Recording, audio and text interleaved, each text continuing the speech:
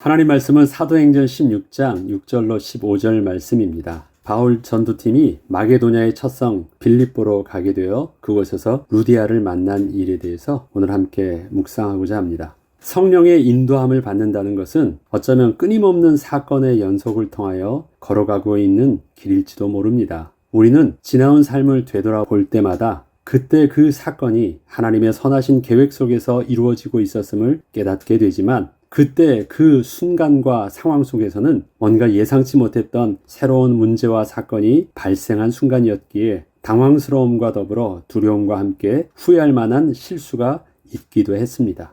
사실 우리에게 일어나고 있는 문제들은 누구에게나 동일하게 일어나고 있는 삶의 일상들입니다. 어느 누구도 예외 없이 늘 삶의 문제 앞에서 두려워하며 나름대로 그 문제에 반응하며 살고 있는 것입니다. 그 가운데 그리스도인들도 저들과 다르지 않은 삶의 문제와 사건을 경험하며 같은 일상을 살고 있는 것입니다. 그런데 중요한 것은 우리가 어떠한 문제에 부딪혔을 때 어떻게 반응하며 어떻게 해석을 하느냐는 것이 저들과 근본적으로 다른 차이를 만드는 것입니다.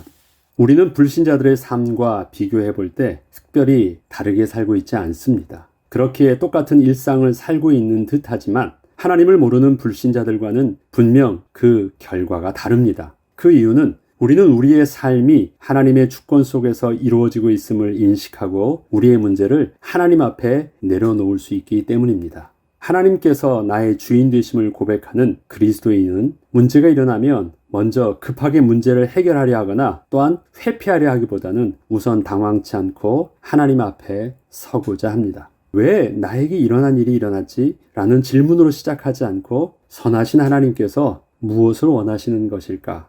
이러한 질문으로부터 시작을 하는 것입니다. 나를 중심으로 사건을 보기 시작하면 내가 계획하고 내가 알고 있던 세상에서는 일어날 수 없던 사건이 발생한 것이기에 언제나 이해할 수 없다는 반응을 하게 되어 왜라는 것을 외치게 되지만 하나님의 주권 속에서 나의 문제와 사건을 보는 것을 제일 우선으로 두게 되면 하나님의 계획과 뜻이 무엇인지를 먼저 묻는 왓에 대하여 먼저 집중하게 되는 것입니다. 이렇게 첫 단추를 바로 끼우게 되면 그 다음은 하나님의 음성에 귀를 기울이게 되는 것입니다. 왜 이런 문제여야 했나요? 그렇다면 이런 문제 속에서는 어떻게 해야 할까요? 하나님께서 이 문제를 마무리하는 시간은 언제가 될까요? 라는 질문을 통하여 하나님의 계획하심에 인도를 받게 되는 것입니다. Y라는 것을 하지 말라는 것이 아닙니다. 첫 단추를 그것부터 끼면 문제가 생긴다는 것입니다. 그렇기 때문에 우리에게 첫 단추는 하나님 앞에 나아가는 것입니다. 그리고 하나님이 원하시는 계획이 있기 때문에 그것이 무엇입니까? 라는 질문을 하나님 앞에서 하는 시작. 그 다음에 Y가 되고 how가 되고 when이 되고 하면 그것이 우리에게 있어서 올바로 인도받는 순서가 될 수 있는 것입니다.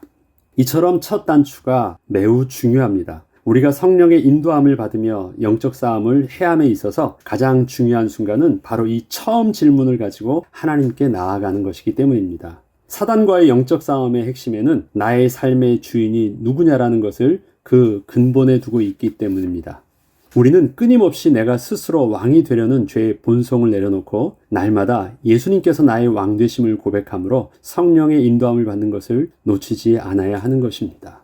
우리가 하나님 앞에 첫 단추를 끼우는 것에 두고 먼저 우리가 하나님 앞에 나아간다는 것은요, 바로 하나님의 왕 되심을 고백하는 것이 제일 먼저 되어야 된다는 것입니다. 그것이 영적 싸움의 가장 중요한 것이에요. 열심으로 힘을 다해서 하는 것보다도 제일 중요한 것은 하나님 앞에 가지고 나가는 것. 나의 원권을 먼저 하나님 앞에 내려놓고 하나님의 주권 앞에 서는 것이 너무너무 중요합니다. 이게 사실은 전부 다인 것입니다. 이 첫 단추를 올바로 끼우게 되면 그 다음은 자연스럽게 그 일들이 진행될 수 있습니다.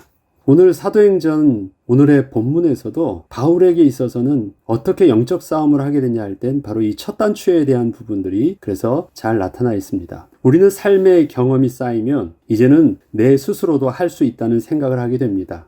더 이상 하나님께 묻지 않아도 될 것 같다는 생각을 하게 되는 것입니다. 나도 알아요. 이 정도는 이제 나도 잘 알고 할 수 있어요. 라고 생각하는 것입니다. 그런데 하나님께서는 우리를 인도하시는 방식을 늘 다르게 하십니다. 어제까지 경험했던 대로 오늘도 똑같은 패턴을 주시면 이제는 오늘은 두렵지 않고 경험한 것이 있으니까 당연히 그렇게 될 줄 아는데, 어제와는 정반대되는 방향과 전혀 반대되는 상황과 반대되는 조건 속에서 우리를 또 당황스럽게도 하십니다. 그런데 이게 매일 그래요.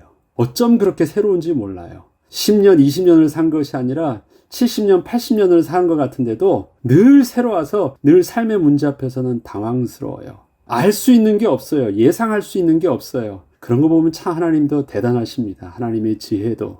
그래서 늘 왜 그렇습니까?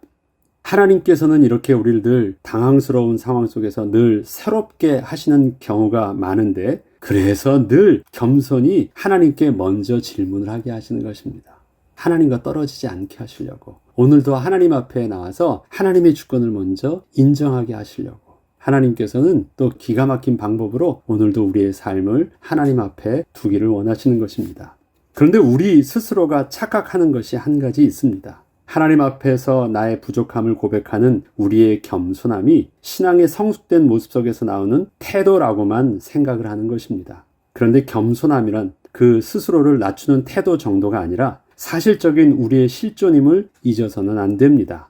내가 할 수 있지만 하나님 앞에서 나를 낮추는 것이 아니라 진짜 하나님이 떠나시면 아무것도 할 수 없는 나의 전적 무능력을 그렇게 정직하게 고백하는 태도가 우리의 겸손함입니다. 사람들은 겸손하다는 표현을 어떻게 합니까? 야, 저 사람이 내적 능력은 있는데 참 어떻게 그 자기 속에 있는 것들을 감추고 사람들 앞에서 낮추고 있구나. 아, 저 사람은 참 겸손해 라고 말을 합니다. 그런데 우리는 하나님 앞에서 겸손한 것이 아닙니다. 우리는 하나님 앞에서 그게 마땅한 것이고 정직함입니다. 그래서 전 저 스스로도 하나님 앞에서 겸손한이라는 표현을 잘 안 씁니다. 하나님, 정직한 영을 창조하여 주시옵소서. 하나님 앞에서 낮아짐은 나의 겸손함의 태도가 아니라 나의 정직함의 고백이 되게 하옵소서. 이것을 날마다 하나님 앞에서 인정하게 하시고 사람들도 하나님 앞에서 낮아지는 나의 모습을 겸손함으로 바라보지 않고 정직한 모습으로 바라볼 수 있게 해 주시옵소서. 그렇게 기도를 합니다. 그리고 사실 이것이 다윗의 하나님 앞에서 드리는 기도이기도 했습니다. 진짜 아무것도 할 수 없어서 오는 것입니다. 진짜 잘 모르는 것이고 내 능력 밖이라는 것을 너무도 잘 알고 있기 때문에 하나님께 은혜를 구하고 도움을 구하고 있는 것입니다. 이 때문에 겸손함이라는 것을 단지 신앙적 태도로만 접근해서는 안 됩니다. 하나님께서는 우리의 겸손함이 단지 종교적 태도가 아닌 실제적이고 정직한 반응이 될 때까지 우리를 낮추십니다. 나는 내가 할 수 있는데 하나님을 높여드리는 태도가 아니라 진짜 아무것도 할 수 없는 내 모습을 잘 알고 왕 대신 하나님 앞으로 나아가게 될 때 비로소 하나님께서는 우리를 통해 일하시기 시작하실 것입니다. 하나님 도와주세요라고 기도하는데 기도의 그 내용은 똑같아요. 근데 그 기도의 강도가 참 달라지더라고요. 내가 여유 있을 때랑 내가 절박할 때랑 그 기도를 드리는 나의 자세와 태도가 참 달라지더라고요. 진짜 아무것도 할 수 없을 때 하나님의 도우심을 구하는 것과 내가 겸손하면 이거는 하나님께 기도도 해야지라는 태도와는 너무 다른 것이에요. 삶에 여유가 없어요. 전 진짜 하나님 앞에 절박하게 서요. 근데 하나님은 정직한 고백이 될 때까지 우리를 낮추시는 거예요. 그러니까 젊어서는 할 수 있는데 안 하는 것처럼 보였어요. 젊어서는 내가 할 수 있는데 그냥 하나님 앞에서 겸손히 하나님 말씀 순종해야지, 그런 삶의 여유가 있었어요. 저는 제 자신에 대해서 자신감이 있었거든요. 신앙에 대해서도 자부심도 있었고 나름대로 다른 사람보다는 특별하다고는 신앙의 열정도 있었기 때문에 나는 좀 다르다고 생각했었던 부분이 있어요. 그런데 내가 현실의 문제 속에 들어가 보고 남의 문제가 아니라 내 문제가 되어 보고 내가 실질적으로 그 문제 앞에서 반응하는 모습들을 보니까 그게 이렇게 만만한 게 아니었어요. 다른 사람에게는 쉽게 말할 수 있었지만 그런 게 아니었어요. 그리고 1살, 2살 더 나이가 들고 또 그 가운데 생각지 못했던 인생의 실패와 거절과 어떤 사건들을 만나면서 내가 특별한 사람이 아니라 하나님의 은혜 없이 살 수 없는 것이 이런 거구나. 그게 점차 느껴지게 됐어요. 그래서 하나님께 감사한다라는 것이 굉장히 삶의 일상 속에서 옛날엔 당연한 것, 나라면 당연한 것처럼 느꼈던 것들을 하나님이 은혜가 아니면 안 되는 것이었구나라는 것들을 점점 많이 느끼면서 아주 작은 것들, 아주 작은 것들은 옛날에는 감사할 것이 아니었거든요. 할 수 있는 것이었으니까. 근데 아주 작은 것까지 감사할 수 있는 것은요, 아주 작은 것도 할 수 없다는 것을 내가 인식하게 되면서부터 아주 작은 것에도 기도하고 감사할 수 있게 됐어요. 이 주제 파악을 하게 되는 거예요. 큰 것뿐만 아니라 작은 일상, 하나님 요거 주셔도 감사해요. 하나님 오늘도 이렇게 해주셔서 감사해요. 그게 나이가 들면서 또 하나님 주시는 은혜였던 것 같아요. 그렇게 우리의 겸손함이라는 것이 하나님이 우리를 내가 아무것도 할 수 없는 데까지 낮아지게 하셨을 때, 정직하게 설 때부터 드디어 하나님은 우리를 통해서 일하시기 시작하시는 것입니다. 오늘의 본문은 바울이 1차 전도 여행지를 다시 돌며 교회를 든든히 세운 후에 본격적으로 새로운 전도 여행지를 찾아 아시아 지역 쪽으로 방향을 잡고 나아가고자 했던 것이 오늘의 본문의 내용입니다. 그런데 이상하게 가고자 하는 길이 자꾸 여러 문제가 생기면서 막히는 것이었습니다. 가고자 애를 썼는데 이상하게 자꾸 막히는 것을 보고 성령께서 아시아에서 말씀을 전하지 못하게 하시는 것으로 여기고 비두니아로 또 방향을 바꾸었습니다. 이렇게 이쪽으로 가면 되겠구나. 그런데 예수의 영이신 성령께서 여전히 그 방향으로 가는 것을 허락치 않으심을 또 느끼게 된 것입니다. 길이 안 열리는 거예요. 왜 이렇게 자꾸 가는 길이 막히는 것일까? 이러한 질문에 한 가지 분명한 사실은 우선 무슨 답인지는 잘 몰랐어도 하나님께서 원하시는 다른 길이 있는 것 같다는 사실은 또 저들이 분명히 붙잡을 수 있었기에 그래서 우선 비두니아로 가는 방향에서 다시 드로아로 향했습니다. 그때의 밤에 환상으로 마게도냐의 사람을 만나 와서 우리를 도우라는 말을 듣게 되었던 것입니다. 바울과 실라 그리고 디모데가 이러한 하나님의 환상을 보고 듣기까지는 뭔가 일이 진행되지 않고 계속 막히는 상황이 반복되고 있던 후였습니다. 하나님께서는 환상을 보여주실 때 전도 여행지를 결정하고 떠나기 전에 미리 말씀해 주지 않으셨습니다. 아시아를 향하여 나가는 길을 다 막으신 후에 마게도냐로 향하라 하신 것입니다. 본래 마게도냐는 계획을 하고 있지 않은 지역이요 방향이었습니다. 육로도 아니고 배를 타야 하고 또 가는 길이 자연스럽지도 않았는데 어쩔 수 없이 방향을 틀 수밖에 없던 길이었습니다. 이처럼 우리의 삶 속에는 어떠한 특별한 변화를 주기를 원치 않는 경우를 또 참으로 많이 보게 됩니다. 한 번도 가보지 않은 길, 한 번도 해보지 않은 일을 새롭게 시작을 한다는 것은 알고 나면 참으로 쉬운 일처럼 보여도 잘 모르기 때문에 겪어야 하는 수많은 시행착오와 수고가 반드시 따라오기 때문입니다. 그래서 어느 정도 일이 마무리가 되면 그 일을 중심으로 안정화된 삶의 패턴을 따라 살고자 하는 것이 우리의 삶의 모습인 것입니다. 누가 해보지도 않은 경험하지 않은 일들을 쉽게 도전하면서 계속 그 일들로 나아가겠습니까? 사람들 그러지 않아요. 처음엔 어쩔 수 없이 그 일을 시작하게 해서도 고생하다가 어느 정도 안정화되면 그냥 그렇게 나아가요. 그렇기 때문에 변화를 잘 주려고 하지 않습니다. 그리고 어느 정도 한번 그 길들이 진행됐었다면 그 길을 반복된 패턴으로 안정화되려고 하죠. 바울이 1차 전도 여행지를 돌면서 겪었던 어려움들이 있었습니다. 그러나 결과적으로 하나님께서 그러한 박해 속에서도 가는 지역마다 제자를 일으키고 교회를 세우게 하셨습니다. 과정은 비록 힘들었지만 성공적인 마무리가 되게 하셨습니다. 이제 전도 여행에 새로운 지평이 열린 것이었습니다. 아, 이렇게 하면 되겠구나. 아, 이렇게 하나님께서 응답을 주시네. 앞으로 그렇게 나아가면 되겠구나. 그래서 이제 2차 전도 여행도 계획하며 또 나아가죠. 이 때문에 바울이 다시 돌아와 2차 전도 여행을 계획할 때 바울은 1차 전도 여행지를 도는 것으로부터 시작을 했습니다. 그리고 그렇게 다시 세워둔 교회를 돌며 제자들을 굳게 한 후에 다시 새로운 전도 여행지를 향해서 나아갔던 것입니다. 이때 바울은 1차 전도 여행의 경험을 가지고 있었기에 어느 정도 경험된 전도 방식을 가지고 또 이것도 검증됐잖아요. 또 그렇게 나아갈 수 있었을 것입니다. 그런데 처음부터 성령께서는 막기 시작하신 것입니다. 못하게 하신 것이에요. 바울의 전도팀이 새롭게 전도 현장을 개척하며 나아가게 되었을 때 하나님께서는 처음에는 방향을 튼다고 생각이 든 것이 아니라 성령이 아시아에서 말씀을 전하지 못하게 하신다고 느꼈던 것입니다. 전하지 못하게 막으셨다. 왜 이러한 표현을 썼을까요? 이것은 가는 길이 막힌 것이 아니라 가는 곳마다 전에처럼 복음을 전하려고 하는데 전하지 못하게 된 거예요.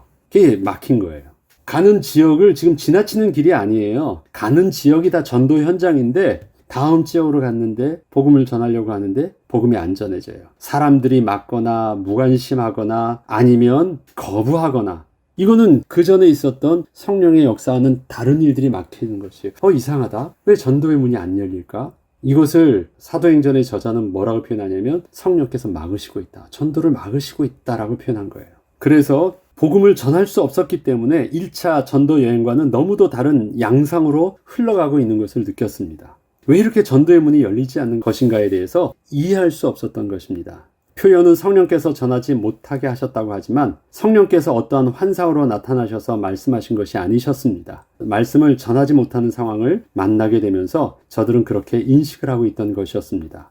바울과 실라 그리고 디모데는 아시아에서 말씀을 전할 수 없게 되자 하는 수 없이 부르기아로 가게 되었고 그곳에서도 막히자 다시 갈라디아 땅으로 다녀갔으며 그곳에서도 또 막히자 무시아로 방향을 틀었고 그곳에서도 전도의 문은 열리지 않자 비두니아로 가고자 크게 마음을 먹고 여러 시도를 해봤지만 예수의 영이 허락지 않음을 강하게 느꼈습니다.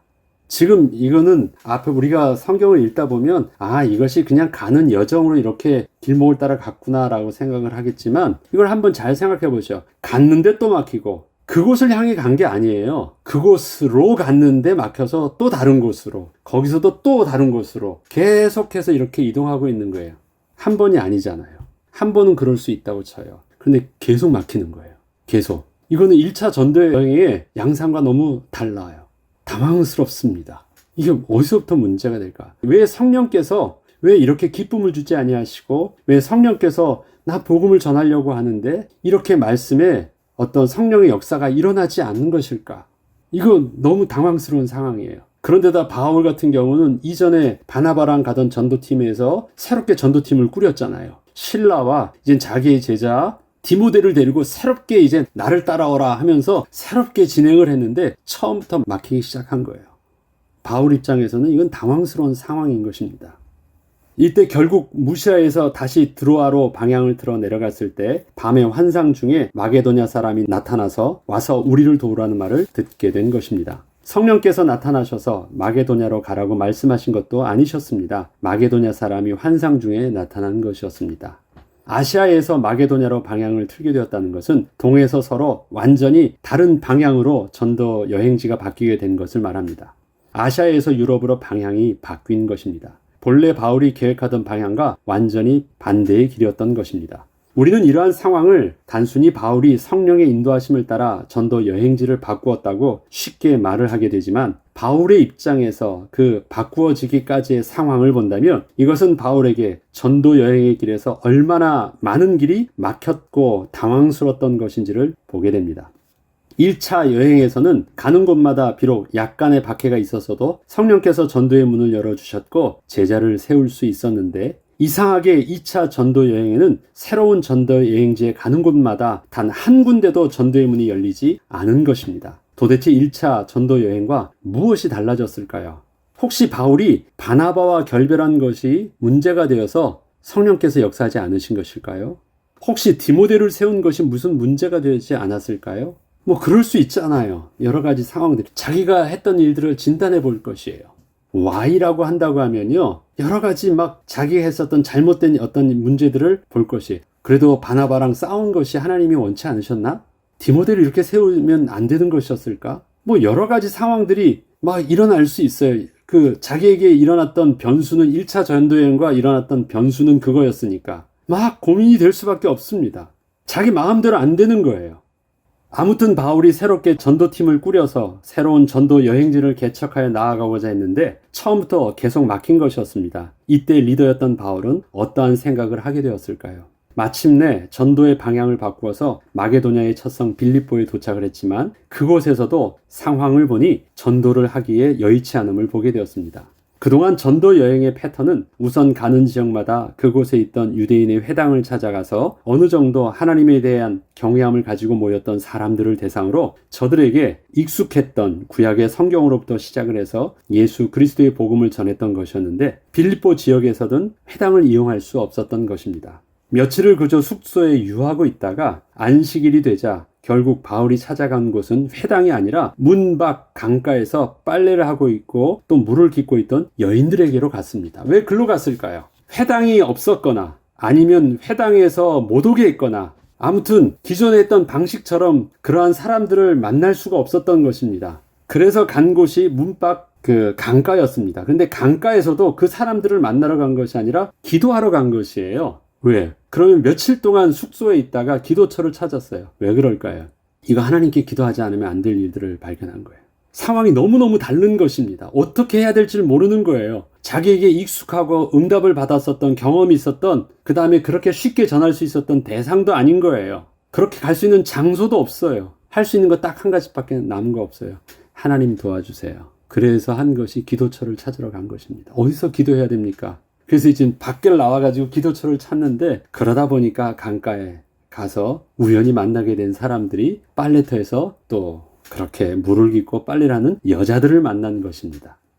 바울이 사람을 만나서 복음을 전할 수 있었던 유일한 장소요 대상이 바로 그들이었습니다. 만약에 바울이 의도했던 길이 막히지 않았다면 바울은 그와 같은 전도 현장에서 그와 같은 대상의 사람들은 만나지 않았을 것입니다. 이것은 하나님의 입장에서는 그곳에 가지 않았다면 만날 수 없던 루디아를 만날 수 있도록 인도하신 하나님의 섭리이셨던 것이었습니다. 전혀 예상치 못했던 곳까지 가게 되었던 바울은 빌립보 지역의 여인의 빨래터에서 하나님을 섬기는 루디아라는 여인을 우연히 만나게 되었습니다. 그것도 바울이 그 여인을 보고 다가간 것이 아니라 다른 여인들에게 복음을 전하고 있을 때 우연히 루디아가 듣고 바울을 따르게 된 것이었습니다. 바울이 강가에까지 가게 된 이유는 빌립보 지역에 수의를 유하고 있다가 기도처를 찾기 위해서 나섰다가 가게 된 것이었습니다. 빌립보 지역에서도 어떻게 전도해야 할지 막연했기 때문입니다. 결국 저들은 기도처를 찾아 기도해야 했고 성령의 인도에 모든 것을 맡길 수밖에 없던 상황에서 드디어 하나님께서 그렇게 만나게 하여 주신 것이었습니다. 이러한 전도의 열매는 그동안 앞서 진행해왔던 전도의 방식과 대상 그리고 열매와 차이가 있었습니다. 이것은 새로운 하나님의 인도하심이었던 것입니다. 너무너무 달라요. 1차 전도 여행과 2차 전도 여행의 모습은 너무너무 달랐어요. 근데 하나님께서 그러한 상황 속에서 바울에게 주셨던 모습은 기도처를 찾게 하는 것이었습니다.